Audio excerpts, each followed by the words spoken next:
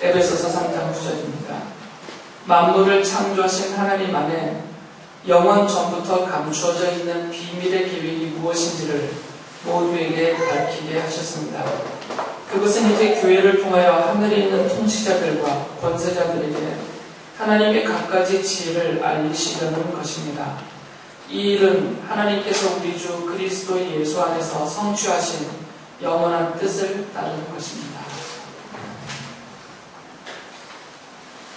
주보에 제 설교 본문을 올려놓은 것을 바꾸지 않았어요. 왜 그러냐면 저번 주에 참석을 못하신 분들도 있어서 저번 주에 1번, 2번까지 드렸거든요.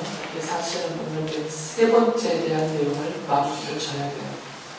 복습을 좀 하면 지난주에 못 들으신 분들도 있을 것이고 이미 내 머릿속에 지우개로 다 지워진 분들도 있을 것이고 그래서 지난주에 말씀을 드렸던 걸 좀 요약하고 정리를 먼저 한 다음에 넘어가도록 하겠습니다. 우리가 지금 창조에 대한 이야기를 배우고 있는 거거든요. 그래서 창세기 1장 1절의 말씀, 태초에 하나님이 천지를 창조하셨다. 이 말씀을 제대로 표현하면 나는 믿습니다. 이렇게 말하는 것보다는 어떻게 말하는 게 더 성경적으로는 맞다고 그랬죠? 나는 창세기 1장 1절 말씀이 믿어집니다 라고 말하는 게 훨씬 더 성경적인 대답이라고 말씀을 드렸어요. 창세기 1장 1절 이 말씀은 내가 믿을 수 있는 말씀이 아닙니다. 여러분 남편이 아내를 향해서 내가 당신을 내 목숨 다해 사랑합니다 이렇게 말했을 때 별로 믿음직스럽지는 않겠지만 그래도 믿어볼 만하잖아요. 그거는 믿어볼 만한 가능성이 있는 얘기예요. 그런데 창세기 1장 1절은 내가 믿을 수 있는 말씀이 아닙니다. 그러니까 나의 지혜와 지식, 나의 경험을 바탕으로 해서 이해가 되고 받아들여져서 그것을 믿을 수 있을 만한 그런 내용이 아니에요. 이것은. 그럼에도 불구하고 이 자리에 있는 우리들은 이 말씀이 지금 믿어지고 있어요. 설명하기 어려운 방법으로 하나님이 이 말씀을 믿게 하신 거죠. 그래서 우리는 이 말씀이 믿어집니다. 설명은 못해요. 왜 이 말씀을 믿고 있는지. 세상 사람들이 원하는 어떤 과학적인 근거를 제시하지 못합니다. 합리적인 그런 논리적인 설명을 해서 그들에게 설명하고 설득을 할 수는 없어요. 그런데도 불구하고 이게 믿어진단 말이죠. 하나님이 천지를 창조하셨다는 게 어떤 과정을 거쳤는지는 나도 모르는 사이에 이미 내 안에 이것이 좀 확고하게 믿어지고 있고 내가 신앙생활을 더 깊이 해 갈수록 더 성숙되어져 갈수록 이 믿음은 더 확고해진다. 그래서 우리는 이 말씀을 믿습니다라고 말하지 않고 믿어집니다라고 말하는 거죠. 왜 믿어지냐면 하나님이 믿게 하셨기 때문에 믿어지는 거죠. 그래서 제가 성경을 많이 설명드렸지만 한 구절만 다시 읽어드리면 데살로니가 후서 2장 13절에 바울사도가 데살로니가 교인들에게 이렇게 편지를 써서 보냈어요.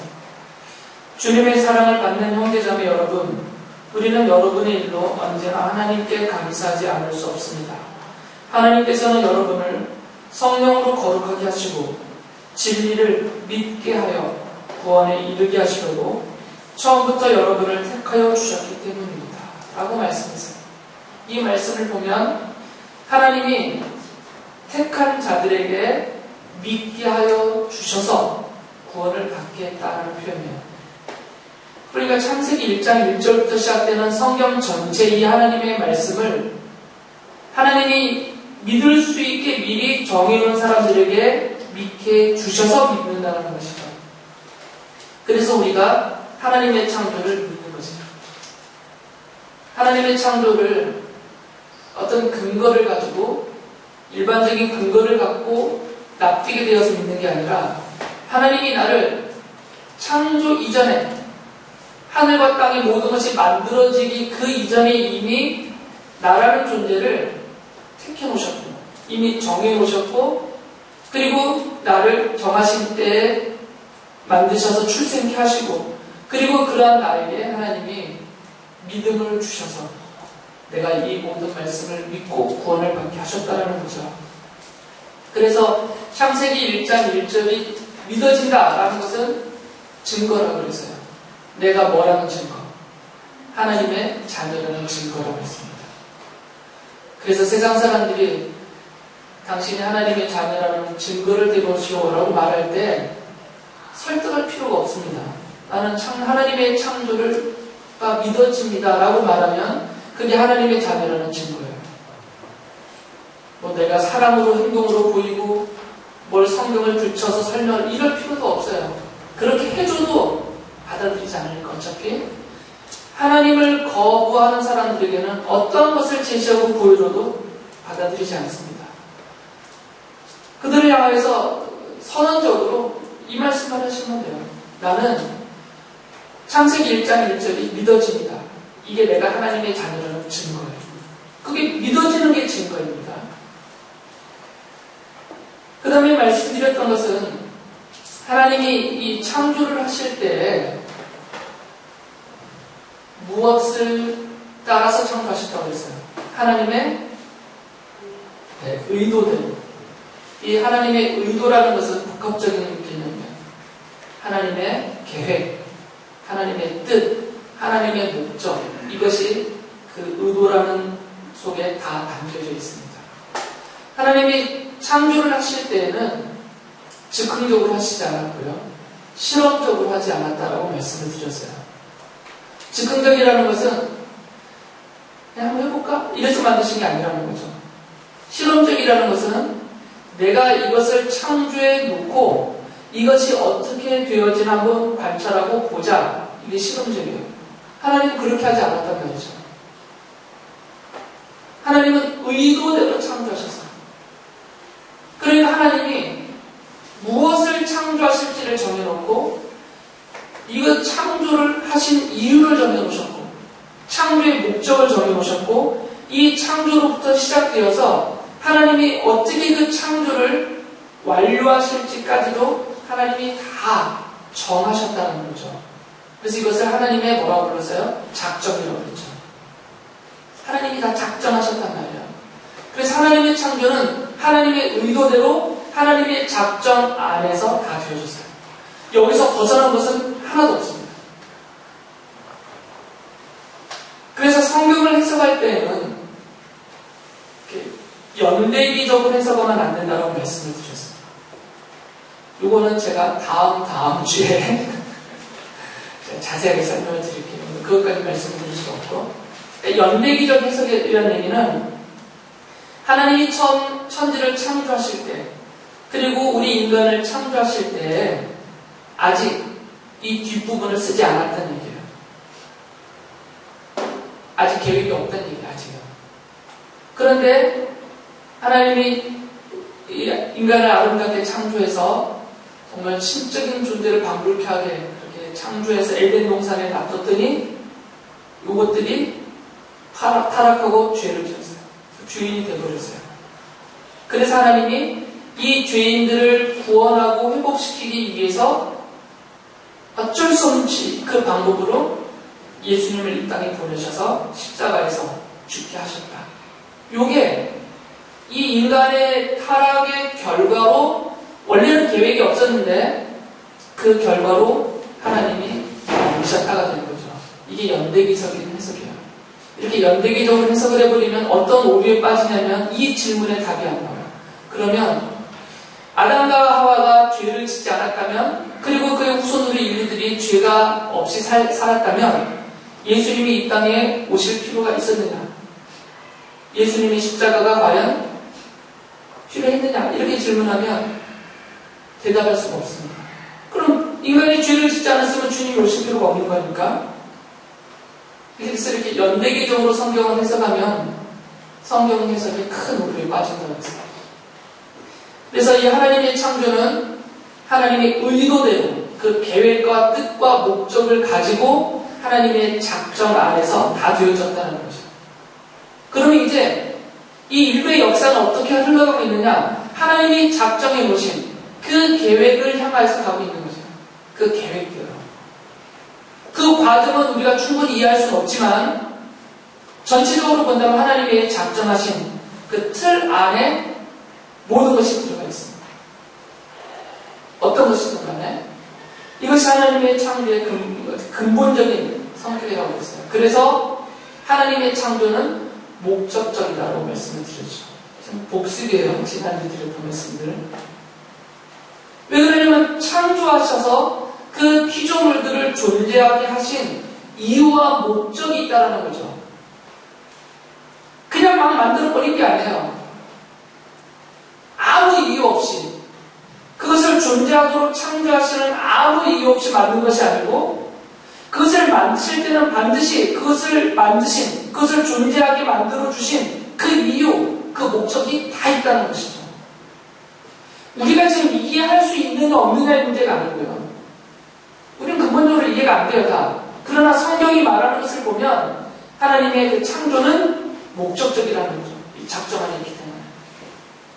그래서 우리 자신도 목적적인 존재로 창조되었다라는 말씀을 성경에 하고 있는 거죠. 어쩌다 보니 출생하지 않았어요, 여러분들. 특히 하나님의 자녀들은 하나님이 하늘과 땅을 만들기 전에 아무것도 아직 만들어지기 그 전에 이미 계획 속에 여러분의 이름이 있었단 말이죠. 그리고 때가 되어서 존재하게 되었고요. 그리고 때가 되어서 여러분을 하나님이 하나님의 방법으로 부르셔서 하나님의 자녀를 삼아주신 것이죠. 그 다음에 우리가 질문을 해야 된다고 했어요. 왜? 그럼 왜 나를 만드셨고 왜 나를 하나님의 자녀로 부르셨느냐? 우리는 스스로 질문을 해야 되는 것이죠. 세상 사람들도 원래는 이 질문을 해야 돼요. 그래서 하고 있어요. 나는 어디로부터 왔는가? 다 그 질문을 하고 있어요. 모든 철학자들이 하는 질문이에요. 하나님이 나를 왜 만들었냐? 이렇게 묻지 않아도 사실은 의미상 같은 질문이죠. 나는 어디로부터 왔는가? 나는 왜 살고 있는가? 나는 어디를 향하여 가고 있는가? 이게 세상 철학자들이 하는, 그리고 모든 인간이 하는 근본적인 갖고 있는 질문이에요. 우리는 같은 질문이지만 우리는 하나님을 향하여서 이 질문을 합니다. 하나님이 나를 왜 만드셨습니까? 나는 왜 살아가게 하고 계십니까? 하나님, 내가 창조되어지고 내가 지금 살아가도록 나의 삶의 목적으로 주신 것은 무엇입니까? 이게 우리가 갖고 있는 질문이에요. 그 질문에 대해서 성경이 한 답은 지난주 말씀을 많이 드렸지만 한 구절만 읽어드리면 골로새서 1장 16절을 보면 만물이 그분 안에서 창조되었습니다. 하늘에 있는 것들과 땅에 있는 것들, 보이는 것들과 보이지 않는 것들, 왕권이나 주권이나 권력이나 권세나 할 것 없이 모든 것이 그분으로 말미암아 창조되었고 그분을 위하여 창조되었습니다. 라고 성경이 말합니다. 그분을 위하여 창조되었다라고 말합니다. 모든 것이, 이 모든 것 속에 우리가 다 포함이 되는 거죠. 이게 하나님이 우리를 창조하신 이유입니다. 우리를 이 땅에 존재하게 하시는 이유이며 목적이에요. 그분을 위하여 창조가 되었습니다. 그러니까 우리는 그분을 위하여 존재하고 있는 것이고요. 그분을 위하여서 살아가고 있는 것입니다. 이게 하나님 우리를 창조하신 이유이며 목적입니다. 그분을 위하여서. 이 그분을 위하여를 성경은 또 풀어서 많이 설명을 했는데 그 중에 한 구절만 읽어드리면 특히 이스라엘로 하나님의 자녀로 부르신 우리들을 향해서 좀 더 조금 더 이렇게 좁혀서 하신 말씀이에요. 이사야서 43장 실제로 보면 나의 이름을 부르는 나의 백성, 나에게 영광을 돌리라고 창조한 사람들, 내가 빚어 만든 사람들을 모두 오게 하여라 하고 말하겠다 하셨어요. 그러니까 이스라엘이 누구냐? 바로 하나님의 백성들의 대명사인데 하나님의 자녀된 우리는 세상 사람들에 대해서는 뭐 언급할 필요가 없겠고 우리 자신에 대한 얘기를 해야 되니까 하나님의 백성인 참 이스라엘인 성도인 우리들은 하나님이 창조를 하셨는데 왜 창조하셨냐면 왜 창조하셨다고 했어요? 나에게 뭘 돌리게 하기 위해서? 영광을 돌리게 하기 위해서. 이사야 선지자를 좀 사실 말씀해요. 나에게 영광을 돌리라고 창조한 사람들, 내가 빚어 만든 사람들이 이렇게 부르어요. 그러니까 하나님이 우리를 존재하게 하신 이유와 목적이 무엇이라고 말하냐면 그분을 위하여라고 되어 있는데, 골로새서에서는 이사야 선지자는 그것을 뭐라고 설명했냐면 하나님께 영광을 돌리는 것이다라고 말했어요. 그러니까 그분을 위하여, 우리 주님을 위하여 사는 인생이 무슨 의미냐면 그 주님께 영광을 돌리는 인생이다라는 거죠.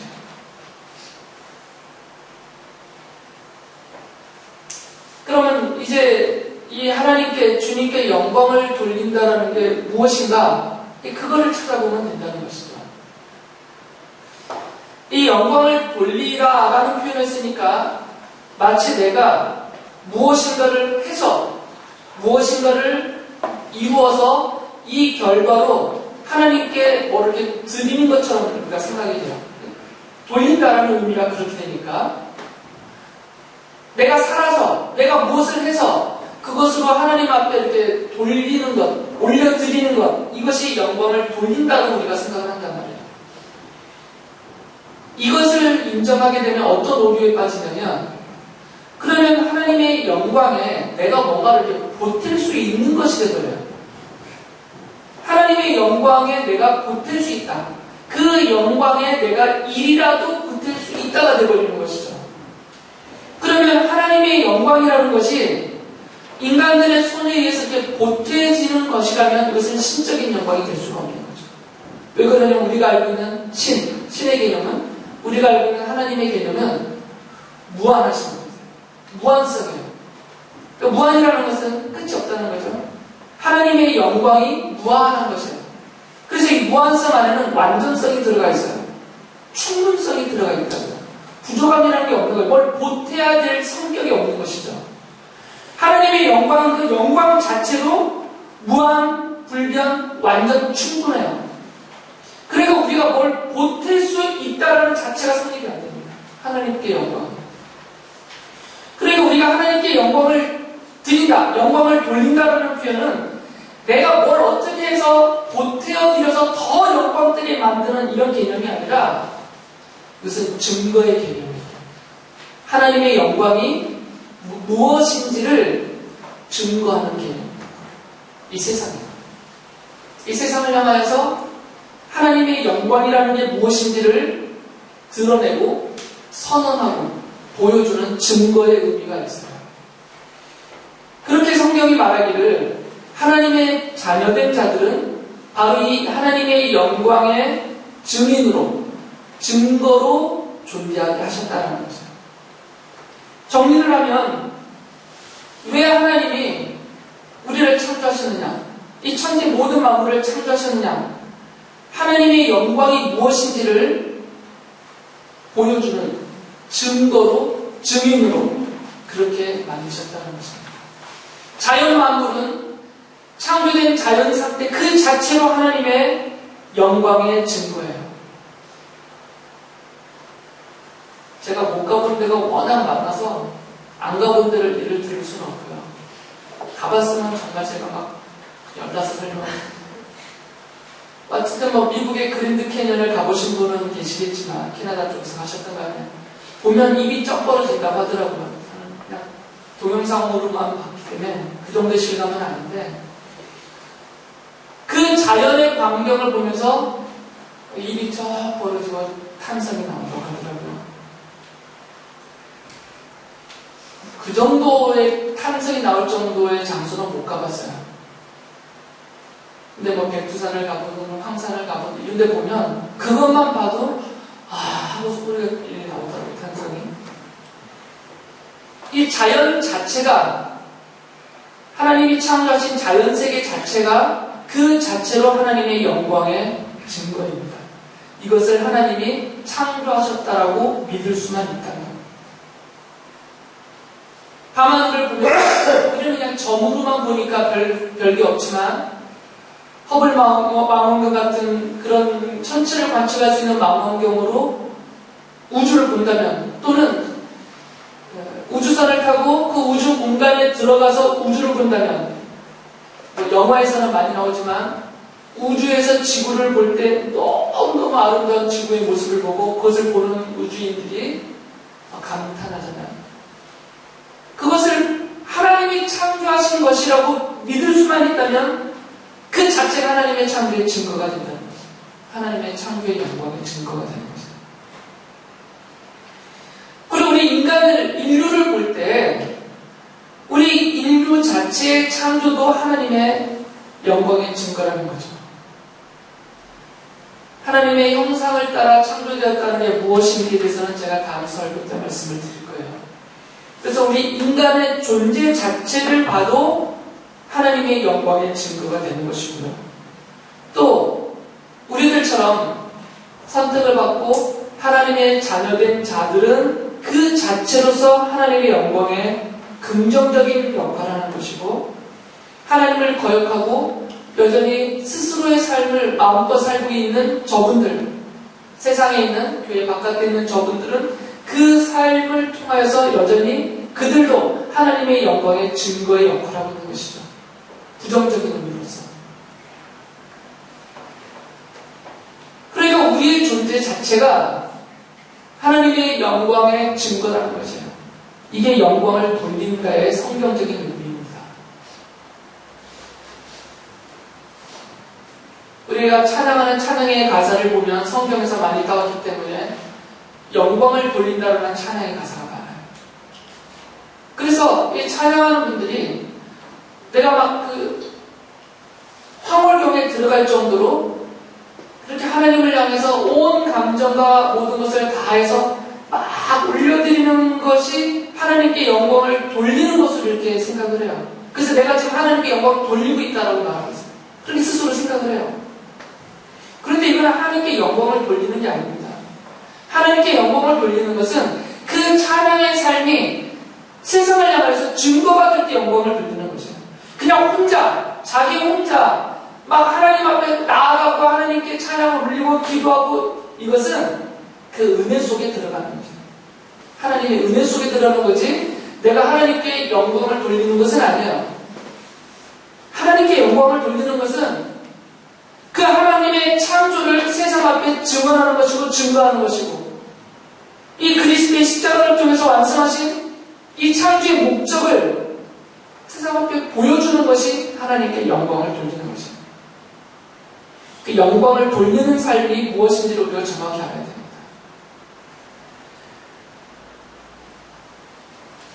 그래서 우리가 이 교회에 나올 때 하는 이런 종교적인 의식들, 우리의 어떤 행위들, 이런 것들은 하나님께 영광 돌리는 행위가 아니에요. 이것은 내가 하나님의 은혜 속에 들어가는 행위들입니다. 예를 들면 여러분이 하는 헌금, 하나님 앞에 바치는 그 헌금은 하나님께 영광 돌리는 행위가 아니라고요. 그것은 하나님께로부터 받은 은혜에 감사하면서 그 은혜 속에 더 깊이 들어가는 나를 위한 신앙 행위일 뿐이에요. 그것이 하나님께 영광 돌림이 되려면 나의 가진 것으로 주의 이름으로 세상을 향하여 쓸 때 영광을 돌리는 거죠.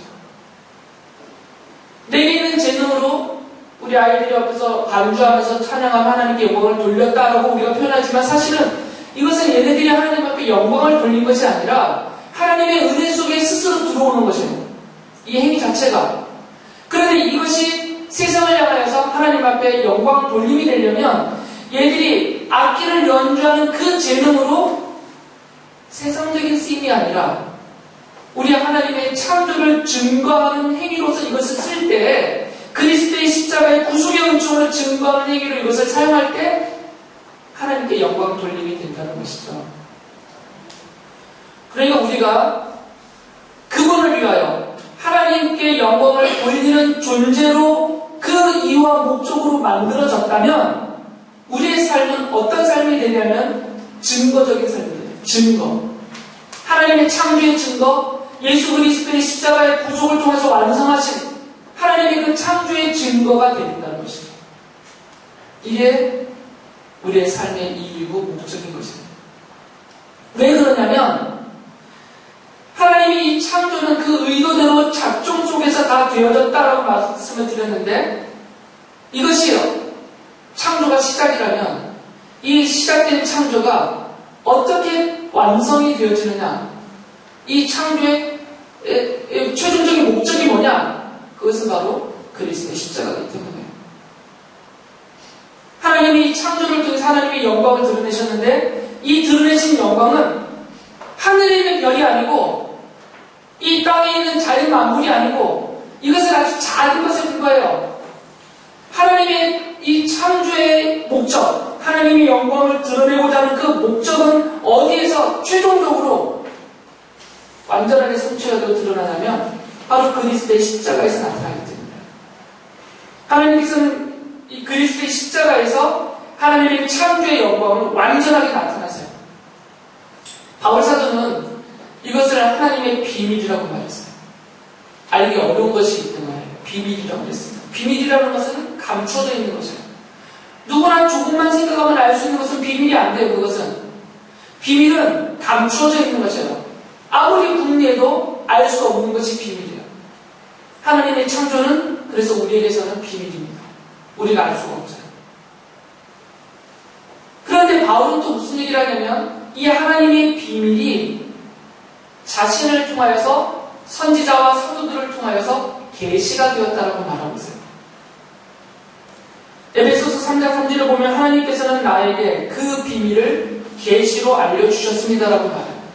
3장 5절에서도 지금은 그분의 거룩한 사도들과 예언자들에게 성령으로 계시하여 주셨습니다라고 말해요. 이 하나님의 창조의 비밀이 자신과 같은 하나님이 세우신 전달자들, 이 종들을 통하여서 계시가 됐다는 거죠. 계시가 되었다는 얘기는 감춰져 있던 비밀을 드러내어 보여 알려주셨다는 거죠. 그러면서 이렇게 감추어져 있었던 것들 중에 자기들을 통하여서 하나님의 계시로 알려주신 것이 있는데, 이게 완전히 다는 아닙니다. 우리가 알 수 있는 만큼만 알려주신 거죠. 이 알려주신 그 비밀의 내용이 무엇이냐를 설명해요. 3장 6절에 보면 그 비밀의 내용인즉, 그러니까 감춰져 있던 비밀들 중에 자신들을 통하여서 계시로 알려진 비밀의 내용이 무엇인지를 말해주는데, 그 비밀의 내용인즉 이방 사람들이 복음을 통하여 그리스도 예수 안에서 유대 사람들과 공동 상속자가 되고 함께 한 몸이 되고 약속을 함께 가지는 자가 되는 것입니다. 이게 비밀의 내용이에요. 우리에게 계시된, 우리에게 알려주신 그만큼의 하나님의 비밀의 내용은 이것이에요. 제가 성경이 무엇이냐, 성경이 무엇을 말하느냐를 설교로 가르쳐 드릴 때 성경은 하나님이 뭐라고 그랬어요? 그 이전에 성경은 하나님의 약속이라고 그랬잖아요. 하나님의 약속. 그리고 그 하나님의 약속의 내용은 뭐라고 그랬어요? 두 단어를 기억하라고 그랬죠.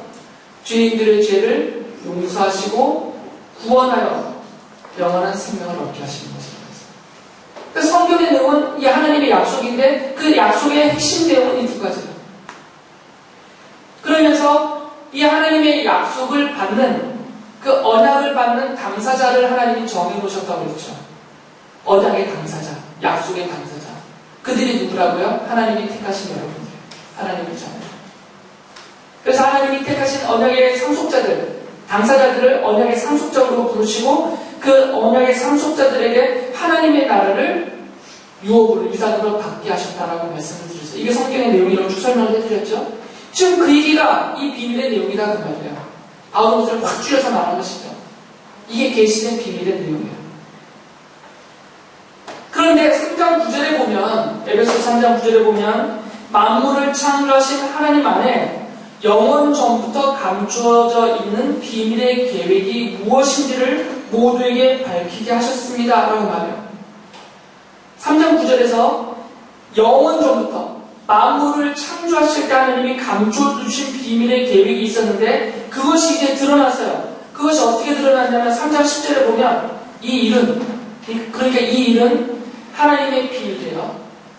창조 이전에 감춰주셨던 하나님의 비밀이 드러나게 하신 그 일입니다. 이 일은 하나님께서 우리 주 그리스도 예수 안에서 성취하신 영원한 뜻을 따른 것입니다. 내가 이 하나님의 비밀이, 하나님의 계획이, 하나님의 창조의 모든 것이 어디에서 성취됐다고 했어요, 지금? 그리스도 예수 안에서 성취가 됐다고요. 그리스도 예수 안에서 성취가 됐다는 얘기는 이 모든 창조가 다 그리스도 안에 집중되었어. 이것을 통하여서 이루어진다는 얘기예요. 그러니까 그리스도가 없는 하나님의 창조는 아무것도 없는 것이에요. 성취가 안 된 거니까. 성취가 되어야 완성되는 것인데 이 성취는 그리스도 안에서 완성이 된다고요. 다른 성경에서 그것을 예수 그리스도의 십자가의 복음이라고 말하고 있어요. 그러니까 그리스도의 십자가에서 하나님의 창조가 성취되고 완성되는 거죠. 하나님의 창조의 의도가 완성이 되는 거죠. 하나님의 창조의 계획이, 그 목적이, 그 뜻이 그리스도의 십자가에서 완성이 되고 성취가 된다고 말씀하시는 거죠. 그러니까 그리스도의 십자가가 없다면 하나님의 창조는 아무런 의미가 없는 것이다. 완성된 게 아니니까. 성취가 된 게 아니니까. 미완성이니까. 어떻게 될지 모르는 게 되어버리는 것이죠. 고린도전서 2장 7절에서 바울 사도가 이렇게 말했어요. 우리는 비밀로 감추어져 있는 하나님의 지혜를 말합니다. 그것은 하나님께서 우리를 영광스럽게 하시려고 영세전에 미리 정하신 것입니다. 영세전에, 창조 이전에 하나님이 미리 정하셨어요. 무엇을 정하셨냐면 우리를 영광스럽게 하시려고. 우리를 영광스러운 하나님의 자녀로, 영광스러운 하나님 나라의 주인으로, 영광스러운 하나님의 형상으로 우리를 만드시려고 하셨다고 미리 정하신 뜻 안에 무엇을 통하여서? 그리스도를 통하여서. 그리스도의 십자가를 통하여서 이 일을 이루신다는 거죠. 그러니까 우리는 이렇게 말하면 안 돼요. 예수님께서 나를 위해서 이 땅에 오시고 십자가에 못 추서 못 박혀 죽임을 당하셨습니다. 이렇게 말하면 틀려요. 맞는 것 같지만 틀린 말입니다. 예수님은 나를 위해서 오신 것이 아니라고요. 내 죄 용서를 위해서 오신 것이 아니에요. 이것은 하나님의 의도와 작전에서 벗어난 말입니다. 이것은 연대기적 해석의 결과예요. 오히려 거꾸로 말이 됩니다. 나는 그리스도의 십자가를 위해서 창조가 되어진 것입니다. 왜 그러냐면 그리스도의 십자가가 중심으로 창조는 시작이 됐기 때문에요. 아담이 창조된 다음에 그리스도의 십자가가 하나님의 계획에서 다시 편입이 되고 추가가 된 게 아니라 처음부터 그리스도의 십자가를 통해서 성취하시고 완성하시고 그 영광을 나타내시려는 하나님의 의도와 작전과 계획이 먼저 있고 이것을 성취하기 위해서, 이것을 완성하기 위해서 우주가 창조가 되었고 인간이 창조가 된 거죠. 그리고 그 과정에서 인간은 타락하고 그리스도의 보혈로 회복이 되어진 것입니다. 인간의 타락이, 창조와 타락이 먼저 있고 그 결과로 이것을 회복하기 위해서 그리스도의 십자가가 나중에 추가로 첨부된 것이 아니다라는 것을 성경은 그런 식으로 말하지 않고 있어요. 그리스도 안에서 하나님의 모든 창조는 성취가 되고 완성된 것입니다. 나가다 보니까 된 게 아니라 처음부터 그렇게 작정하신 것입니다. 그리고 우리는 그것을 믿게 하신 하나님의 택함받은 자녀인 것이고 이것을 믿음으로 인해서 우리를 영광스럽게 하나님이 만드셔서 하나님의 영광의 증거가 되게 하신 것입니다. 우리가 영광스러워져야 하나님의 영광의 증거가 된다는 것이에요. 우리가 여전히 추하고 보잘것없고 무가치한 존재라면 우리는 하나님의 영광의 증거가 될 수가 없는 거죠. 야, 김창진을 봐라. 봤더니 아무것도 없네. 땡이라는 거죠.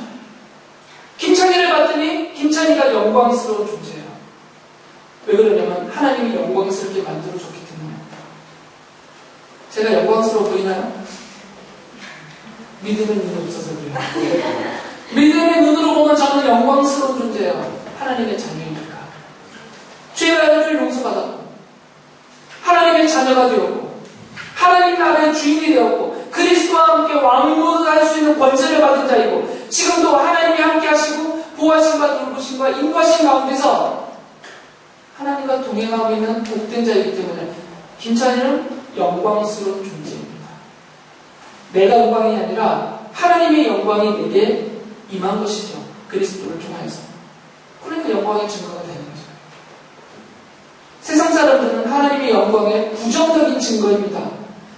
그들에게는 하나님의 영광이 없어요. 아, 그러니까 하나님의 영광을 입지 못한 자들은 저렇게 살다가 저렇게 영광을 받고 저렇게 지옥으로 가는구나. 부정적인 의미에서 하나님의 영광의 증거인 것이고, 이 자리에 여러분들은 하나님의 영광이 되어서 하나님의 자녀의 영광스러움 안에서 긍정적인 하나님의 영광의 증거가 되는 것입니다. 그래서 하나님은 이 세상의 모든 것을 믿는 자든 믿지 않는 자든 자연만물 그 모든 것을 다 해서 모든 것이 그분을 위하여 하나님의 영광의 증거로 존재케 하신 것입니다. 이게 우주입니다. 그렇다면 병들어 죽게 되었다고 해서 나중에 할 수는 없는 거죠. 하나님의 영광인 거죠. 하나님의 영광의 증거이니까 병들어 죽어가면서도 나는 하나님의 영광의 증거가 되어야 된다. 기업을 경영하면서도 마찬가지예요. 기업이 잘 될 때도 하나님의 영광의 증거가 될 것이고, 기업이 폭삭 망해서 문 닫는 한이 있더라도 그 상황에서도 하나님의 영광의 증거가 되어야 되는 거죠. 우리 삶의 모든 것이 잘 되는 것만 영광스러움이 아닙니다.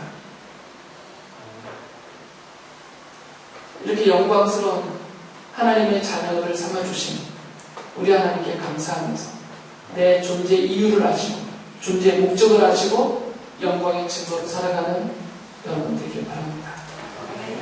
기도하겠습니다.